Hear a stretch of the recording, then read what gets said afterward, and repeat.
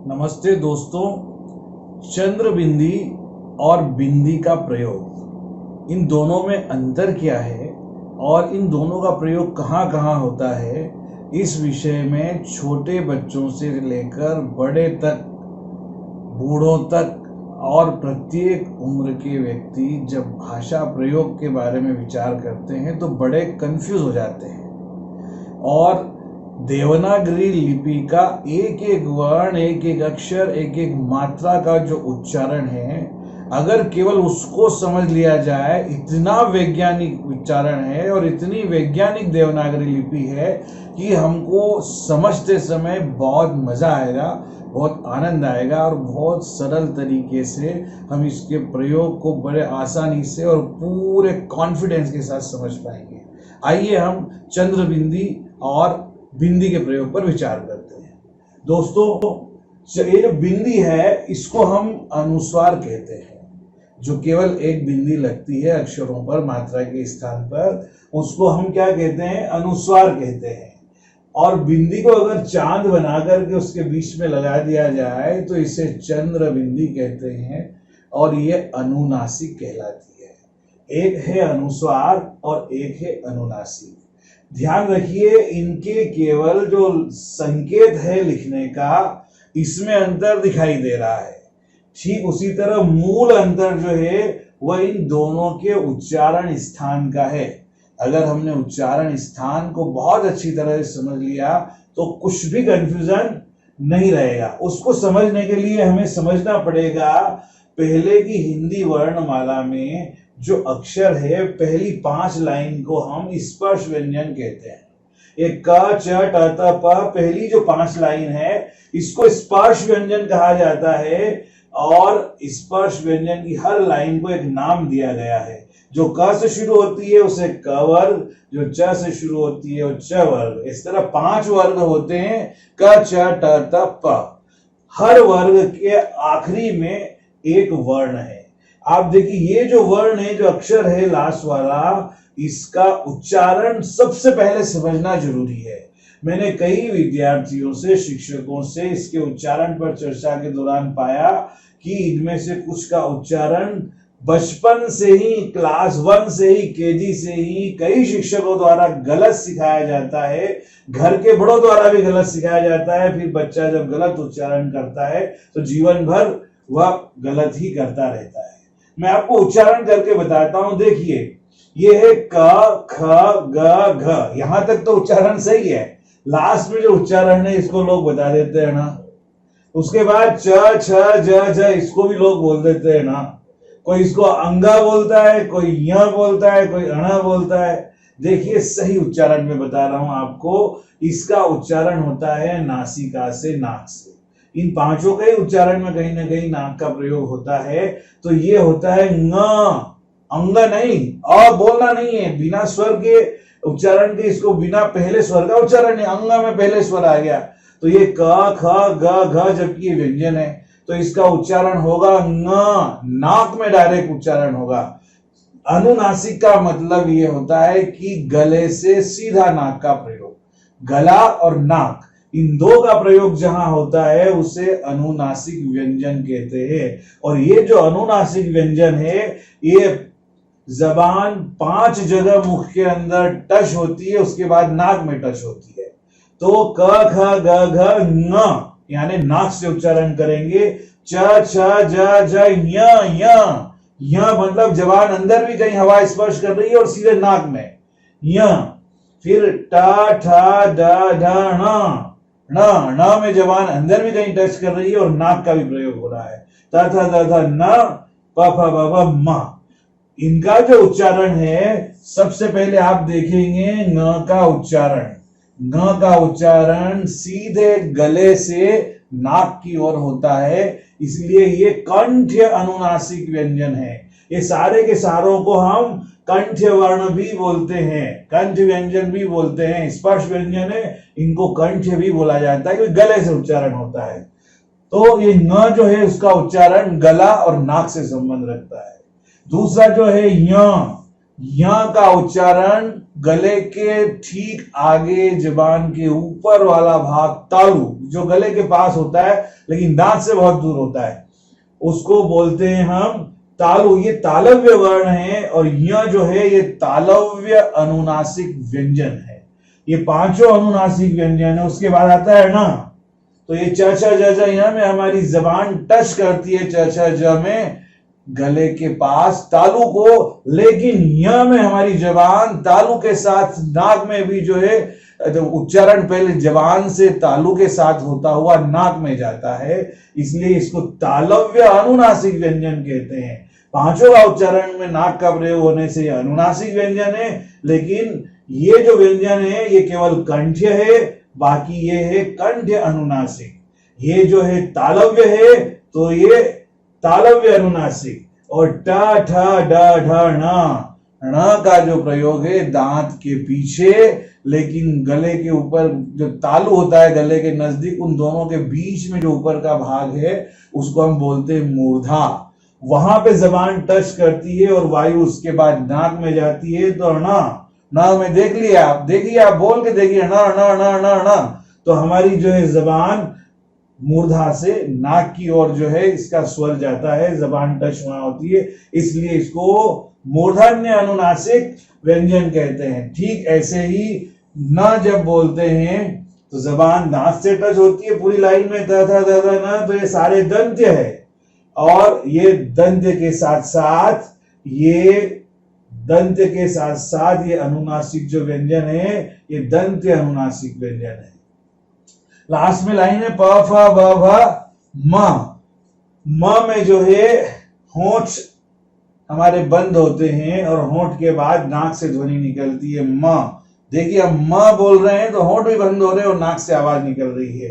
तो और ये जो क्रम है ना इसका 1 2 3 4 5, ये गले से लेके दांत तक जो स्थान है, कहीं कंफ्यूज होने की बिल्कुल भी जरूरत नहीं है। सबसे पहले गला, गले के बाद तालु, तालु के बाद मूर्धा, मूर्धा के बाद दांत, दांत के बाद ओष्ठ। ऐसा हो ही नहीं सकता कि दांत के पहले ओष्ठ आ जाए। तो जो सीरियल क्रम है वही सीरियल क्रम इनका है, जो क्रमबद्ध तरीके से उच्चारण होता है और क्रमबद्ध तरीके से इनके नाम उसी प्रकार से तालव्य, जैसे कंठव्य, तालव्य, मूर्धन्य, दंत्य और ओष्ठ ये है।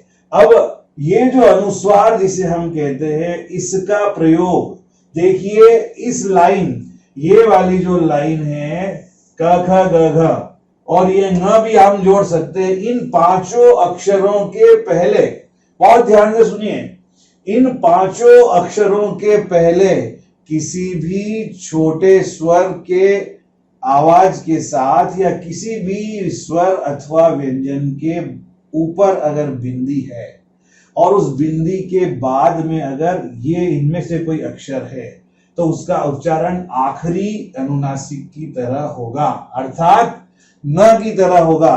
अगर क ख ग घ न के पहले अगर बिंदी आई, वो किसी भी दूसरे अक्षर पे बिंदी हो, लेकिन उसका उच्चारण अगर इनमें से किसी भी एक के पहले करना पड़ा तो उच्चारण हमेशा न का ही होगा।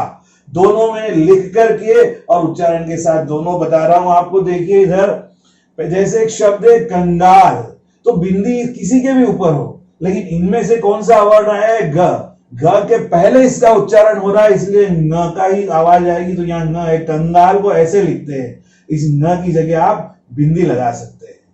फिर कंधा, कंगा, गले से नाक में आवाज गई तो यहां पर ये क के ऊपर बिंदी लगा देंगे, लेकिन पहले ऐसा भी लिखा जाता था, पहले ऐसा ही लिखा जाता था, बाद में अनुस्वार का प्रयोग शुरू हुआ। ऐसे ही शंख, देखिए शंख में ख है, ये लाइन का आखिरी में न की आवाज करेगा, ख के पहले उच्चारण होगा इसका।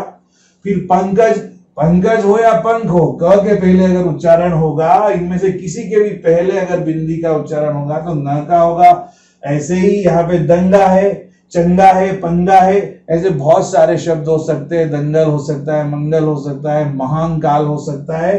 तो जो भी प्रयोग मैं बता रहा हूं, इस लाइन के किसी भी अक्षर के पहले, क वर्ग के किसी भी अक्षर के पहले अगर अनुस्वार आता है तो उसका उच्चारण अनुनासिक व्यंजन की तरह होगा, और ये जो अनुनासिक व्यंजन न के स्थान पर बिंदी लगा सकते हैं। सेम नियम इन पांचों लाइन में, किसी भी लाइन के जो अक्षर है, किसी भी वर्ग के अक्षर के पहले अगर बिंदी आती है तो उस बिंदी का उच्चारण उस वर्ग के अंतिम वर्ण की तरफ, अंतिम अनुनासिक व्यंजन की तरह होगा। उदाहरण हम देख लेते हैं, जैसे च छ ज ज य में पहले च का देख लेते हैं। च के चंचल में च के पहले य है तो बिंदी आ जाएगी और उच्चारण य का होगा। अलग अलग करके इसलिए दिखाया कि हम समझ में आ जाए कि उच्चारण किसका कर रही है। च के बाद छ आता है, पंछी है, तो छ के पहले इसका उच्चारण हो रहा है, इसलिए यह बिंदी य का उच्चारण करेगी। संजय में ज के पहले बिंदी है तो ये य का उच्चारण करेगी।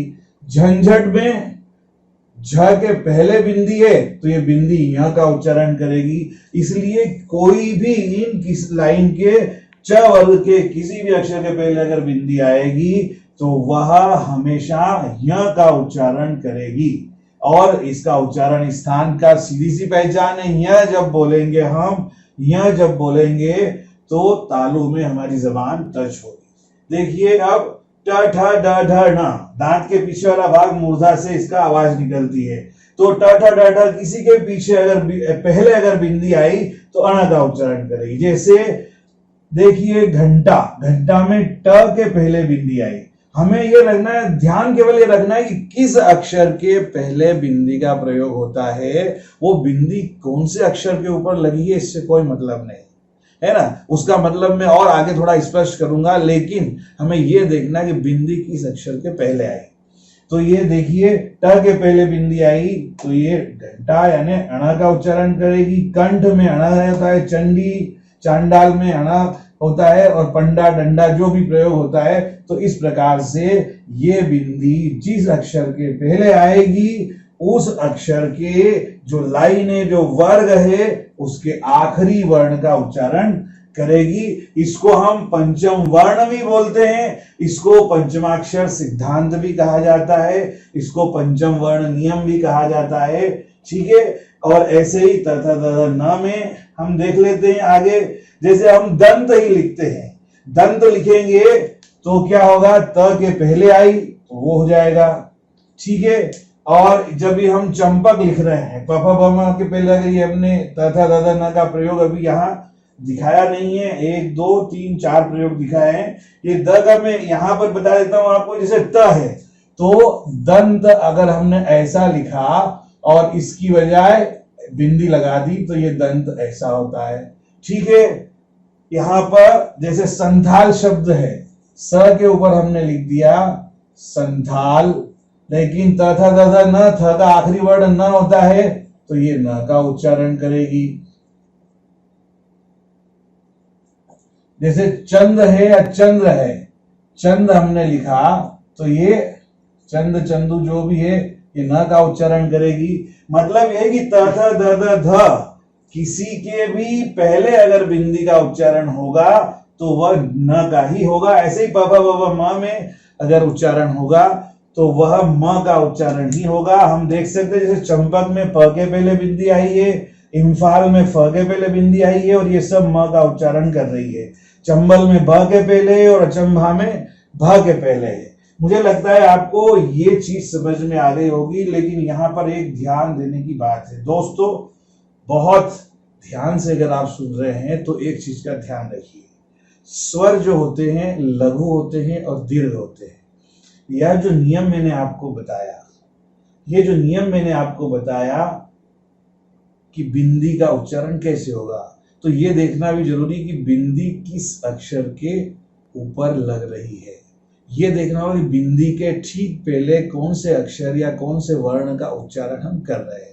यहाँ आप सब में देखोगे, सब में ज्यादातर अ का उच्चारण आता है और स्वर जो है उस पे अ की मात्रा होती है। जितने भी है ना, ये दंत है, द है, स है, चंचल, पंछी, संजय, सब में जो लघु स्वर है अ के ऊपर बिंदी आने से वो इनकी जगह उच्चारण करती है। ये बहुत ध्यान से देखिए, अ के ऊपर किसी भी लघु स्वर के ऊपर अगर बिंदी है, किसी भी लघु स्वर तीन ही है, अ, ई और उ, इन तीनों के ऊपर जो बिंदी आती है, मतलब अ ई उ के ऊपर ही बिंदी ना हो, वो व्यंजन हो लेकिन उसमें मात्रा अ ई उ की लगी हो। जैसे इसमें ये जो चंचल है, घंटा है, कंठ है, तो जो घ बोला हमने, कोई भी व्यंजन बोलते हैं ना तो उसमें आगे आवाज निकलती है। जैसे हमने बोला क, तो अ लिखा है, लेकिन कंगाल में बिंदी लगाई तो एक्चुअल में बिंदी दिख तो क पे रही है, लेकिन उसका उच्चारण अ के साथ होता है। क बोला तो अ के साथ होता है। तो लघु स्वर, जैसे लघु स्वर 3 होते हैं, अ, ई और उ। इन तीनों की मात्राओं के साथ सामान्यतः जो बिंदी आती है वो इन पांचों का उच्चारण करती है। लेकिन अगर इन 3 लघु स्वर के अलावा अगर दीर्घ स्वर आया, बहुत समझने की बात है। दीर्घ स्वर क्या होते हैं? लघु स्वर तो अ ही हो गया, 3 एक री हो गया, लेकिन री का इसमें ज्यादा उतना उपयोग नहीं होता। फिर भी ये 3 स्वर है और बाकी क्या होते हैं? 7 स्वर जो है दीर्घ होते हैं। कौन कौन से? ऊ, ई, ए, ऐ, ओ, औ। भले ही ओ औ है, लेकिन ओ में अ और उ मिला हुआ है, डबल है, इसलिए उसको दीर्घ बोलते हैं। लघु स्वर केवल 4 होते हैं, अ, ई, उ, री। हम री को हटा देते हैं, अ, ई, उ। 3 के साथ ज्यादा इनका प्रयोग होता है, तो तीनों के साथ प्रयोग में ये बिंदी इनका उच्चारण करती है। जैसे इंद्र, इंद्र शब्द है तो यहाँ ई की मात्रा है, ये इंद्र शब्द है तो यहाँ ई है, और इसकी जगह कोई और भी, जैसे चिंतन है, ई मान लो नहीं है, ई की जगह ची है, तो क्या हो गया? चिंतन। तो च के ऊपर ई की मात्रा है, इसलिए, लेकिन त के पहले उच्चारण कर रही है चिंतन में, इसलिए ना आएगा। जैसे कुंदन, कुंदन में ऊ की मात्रा है और आगे सामने द आ रहा है। तो मैंने जो सिद्धांत बताया, ये सिद्धांत कहाँ काम करता है कि इन अक्षरों के पहले बिंदी आती है और उन अक्षरों में या तो कोई मात्रा न हो, अर्थात केवल अ की मात्रा हो, या छोटी की मात्रा हो, या ऊ की मात्रा हो, तब पंचमाक्षर सिद्धांत के अनुसार उच्चारण अनुस्वार का होगा। अब काम की बात, ये दोनों छोटी बड़ी बहनों का काम करती है। छोटी बहन समझ लीजिए आपका बिंदु है। अब देखिए अनुनासिक, अनुनासिक कहाँ आता है? जब ये लघु स्वर नहीं हो, बहुत ध्यान से सुनने की बात है। कभी भी दीर्घ स्वर, दीर्घ स्वर कौन से होते हैं? आ, ई, उ, ए, ऐ, ओ, औ। 4 और 3 7। इन सातों दीर्घ स्वरों के या किसी व्यंजन पर ये दीर्घ स्वर की मात्रा लगी हो, तो वहां जो उच्चारण होगा वो अनुनासिक चंद्र बिंदी का उच्चारण होगा। और जिन दीर्घ स्वरों के ऊपर कोई मात्रा नहीं होती है, जैसे आ के ऊपर डंडा होता है, मात्रा नहीं होती है। ऊ के ऊपर नीचे मात्रा होती है, ऊपर मात्रा नहीं होती है। अगर ऊ की मात्रा लगेगी तो नीचे लगेगी, बड़े ओ की लगेगी तो नहीं लगेगी। ए, ऐ और ओ, औ। ए, ऐ और ओ, औ पे जब बिंदी आएगी तो एक्चुअल में वो चंद्र बिंदी होती है, लेकिन चंद्र बिंदी चूंकि ए, ऐ, ओ, औ की मात्रा में नहीं लगाई जाती है, लिखने का तरीका ही नहीं है, इसलिए हम वहां बिंदी लगा देते हैं। जैसे मैं या दूसरा में, छोटा मैं ये कर रहा हूं, और कक्षा में छात्र बैठे हैं, तो मैं और मैं, इन दोनों में देखने में बिंदी लग रही है, लेकिन क्या होगा? देखिए, मैं और मैं, इन दोनों में एक्चुअल में बिंदी है, लेकिन वो बिंदी अनुनासिक का उच्चारण कर रही है। सीधी सी बात। देखिए, ऐसे ही ए, ऐ हो गया, ए, ऐ, ओ, औ सबका मैं बताता हूं। और इस चंद्र बिंदी का उपयोग कहां होता है? ज्यादातर, सामान्यतः स्त्रीलिंग का जब प्लूरल बनाया जाता है तो वहां चंद्र बिंदी ही आती है। देखिए, जैसे लड़कियां है तो यहां पर चंद्र बिंदी लगेगी, ठीक है। जैसे लड़कियां हो गया, घुड़कियां हो गया, चिड़िया हो गया, साधारण सा इनके प्लूरल में हमेशा ये आता है लताएं, माताएं, गायें। जहां भी ऐसे होता है चंद्र बिंदी लगती है। और कहां लगती है चंद्र बिंदी? मैंने बोला आपको, दीर्घ स्वर कौन से होते हैं? आ, उ और आ, ई, उ और ए, ऐ, ओ, औ। 7। देखिए, जैसे दीर्घ स्वर है च पे चा। अब यहाँ पे पंचमाक्षर सिद्धांत काम नहीं करेगा, यहाँ नाक से आवाज निकलेगी।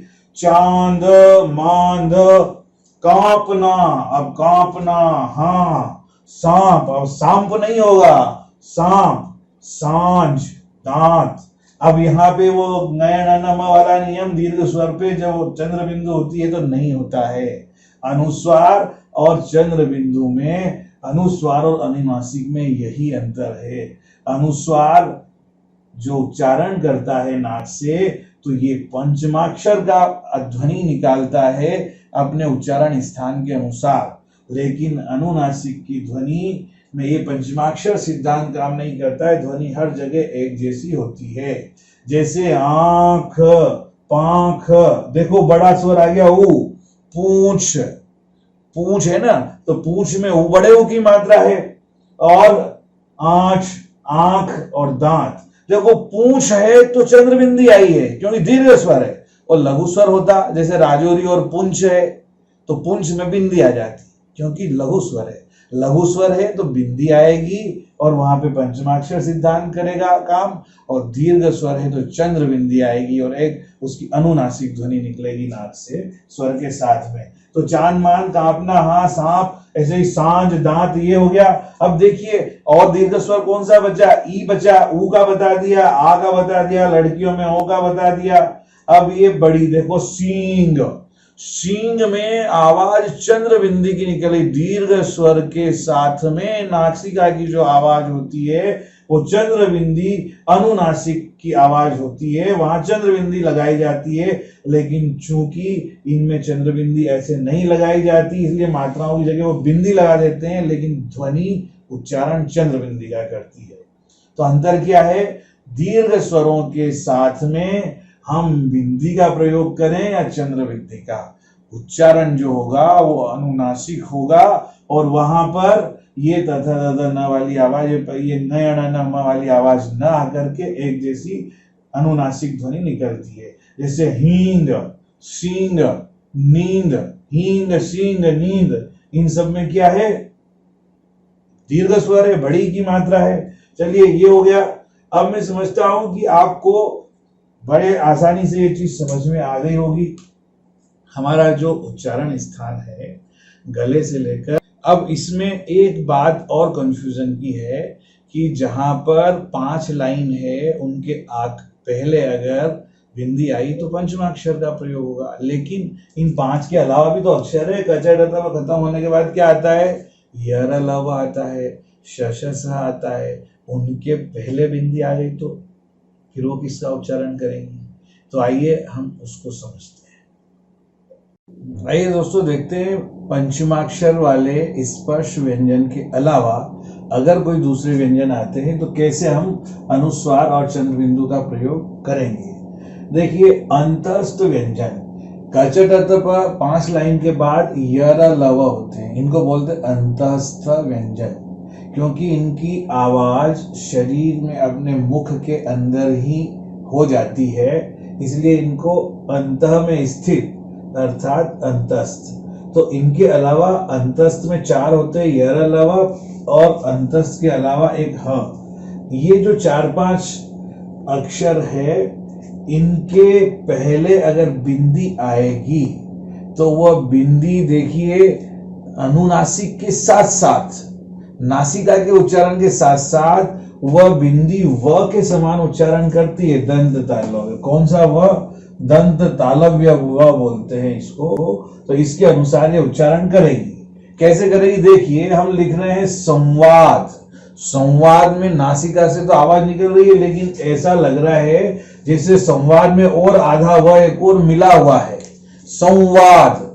तो अगर ये से ऐसे बिंदी हटा दो तो ये रहेगा सवाद, लेकिन बिंदी का उच्चारण करेंगे नाक से तो संवाद होगा, लेकिन ये संवाद हम बोलते हैं तो यहाँ एक और व का उच्चारण हो रहा है, इसलिए संवाद आवाज निकलती है। ऐसे ही संवर्धन, संवर्धन में भी ऐसा लगता है व के साथ एक और व मिला है, तो ऐसे में बिंदी नासिका के साथ साथ व के समान भी उच्चारण करती है। आप देखिए ये है संरक्षण, बिंदी हटा दो तो संरक्षण है, और बिंदी के साथ अगर केवल बिंदी का उच्चारण करें तो संरक्षण होगा, लेकिन इसको हम ऐसे नहीं बोलते, हम बोलते हैं संरक्षण, है ना। संरक्षण मतलब यहाँ पे भी व की आवाज कर रही है। ये सिंह है तो बिंदी लगा दी, सिंह होना चाहिए, लेकिन बिंदी के साथ उच्चारण ऐसा नहीं होता है तो सिंह बोलते हैं।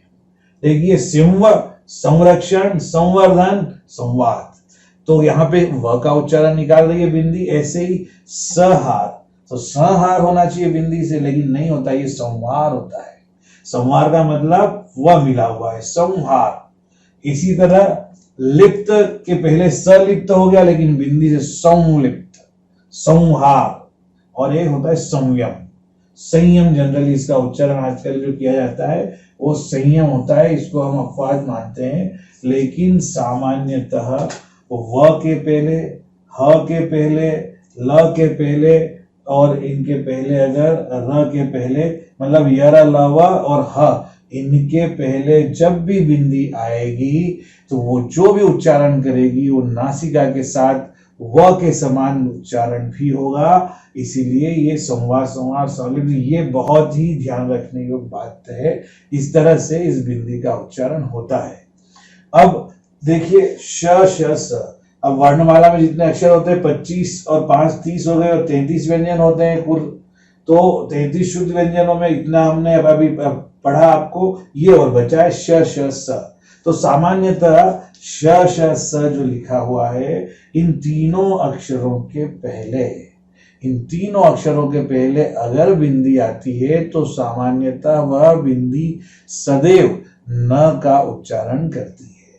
देखिए मंशा, श के पहले आई तो न का उच्चारण करा। हम खोलकर देख लेते हैं तो पता लग जाएगा। संशय, तो संशय का में न का उच्चारण करा। अंश, अंश में भी न का उच्चारण करा। कंस में स के पहले आई तो क का उच्चारण करा, और इधर स के पहले आई तो इधर कंस है, इधर हंस है, अंश है, संशय है, मंशा है। तो श, श, स, श, श, स के पहले कभी भी कोई बिंदी आती है तो उसका उच्चारण सामान्यतः न की तरह ही होता है। तो यहाँ अंतस्थ व्यंजन में श, श, स में अंतस्थ, और इसको बोलते हैं ऊष्म व्यंजन। अंतस्थ व्यंजन और ऊष्म व्यंजन, अंतस्थ और ऊष्म में पंचमाक्षर सिद्धांत लागू नहीं होता। अंतस्थ और ह के साथ, ऊष्म में ह भी आता है लेकिन ह को हमने इधर जोड़ दिया, अंतस्थ और ह के साथ में व का उच्चारण होता है, श, श, स के साथ में बिंदी का न का उच्चारण होता है। ये मैंने बताया। लेकिन आपको पता है कि चंद्र बिंदु जो है, चंद्र बिंदु सामान्यतः, चंद्र बिंदु हमेशा सामान्यतः उच्चारण करता है, दीर्घ स्वरों के साथ में प्रयोग होता है। लेकिन कहीं कहीं कुछ अपवाद है जहां कंफ्यूजन होता है। तो जहां भी संदेह हो, कंफ्यूजन हो, और कभी कुछ एकाध जगह पर अगर यह चंद्र बिंदु लघु स्वर के ऊपर आ गया तो क्या करोगे, तब आप उसका विच्छेद करके देख लीजिए, अलग अलग करके देख लीजिए। जैसे अंधेरा ऐसे भी लिखते हैं लोग, अंधेरा ऐसे भी लिख लेते हैं। उच्चारण एक ही होता है, उच्चारण में कोई अंतर नहीं है। लेकिन अगर इसको आप लिखेंगे खोल के तो अंधेरा न की आवाज आएगी। ठीक है, ऐसे ही हंस आपने देखा था, और एक होता है हंस। हंसना जो होता है ना, उसके लिए हंस क्रिया है। तो हंसना और हंस, ऐसे ही फंसना और फंस होता है। तो यहाँ पर पे फंस नहीं होगा और यहाँ पर पे हंस नहीं होगा, यहाँ पर पे चंद्र बिंदु का अनुनासिक उच्चारण ही होगा। यह एक दो जगह कुछ अपवाद है। तो दोस्तों, मैंने जो आप लोगों को बिंदु और चंद्र बिंदु का विस्तार से अंतर बताया, बिल्कुल समय थोड़ा सा लगा, लेकिन मुझे लगता है इसके बाद कोई कंफ्यूजन की आवश्यकता ही नहीं है। जो कुछ भी आपको आज बताया गया उसका आधार था कामता प्रसाद गुरु की व्याकरण, भोलानाथ और कपिल देव द्विवेदी जी द्वारा लिखा हुआ भाषा विज्ञान, और वासुदेव नंदन प्रसाद की व्याकरण, हरदेव डॉक्टर हरदेव बाहरी के कुछ शब्दकोश के नियम। ऐसे मैंने 5-7 पुस्तकों का जो अध्ययन किया, उससे जो कुछ भी सीखा उसका निचोड़ आपके सामने प्रस्तुत करने की कोशिश की है। इसके बावजूद भी यदि अगर कोई संदेह है तो आप निश्चित रूप से कमेंट्स बॉक्स में जाके कमेंट्स करें, शेयर करें, और अच्छा लगा हो तो दोस्तों प्लीज रिक्वेस्ट है, अनुरोध है, क्योंकि ये लाभ ज्यादा से ज्यादा लोगों को मिले, इसलिए आप सब्सक्राइब भी कीजिए और अधिक से अधिक शेयर भी कीजिए। इतना ही आपसे अनुरोध के साथ अगले वीडियो के इंतजार में। नमस्ते।